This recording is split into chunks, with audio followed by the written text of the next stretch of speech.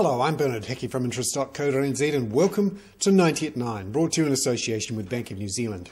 This is your morning briefing where you get everything you need to know in 90 seconds at 9 o'clock, starting now with news that the oil price has risen 3% overnight to $91.50 US a barrel.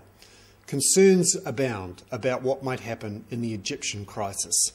With the riots continuing, Mubarak refusing to step down, there are worries about what might happen to trade and oil supplies from the region. Also, 10% of the world's trade goes through the Suez Canal.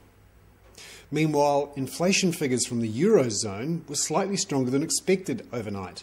This raises the fear, will the European authorities have to raise interest rates? Remember, parts of Europe are in near depression. The idea of rising inflation and slow growth, stagflation, is a worry. Meanwhile, in Wellington later today, the Savings Working Group will come out with its report. It's been considering for a few months New Zealand's savings environment, and it's expected to say New Zealand needs to save more, but not through compulsory KiwiSaver.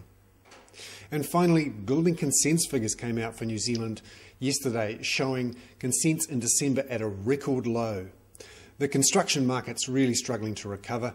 New Zealand is weighed down by a lot of debt, and we haven't seen the slump in section prices needed to reinvent demand for these first homes.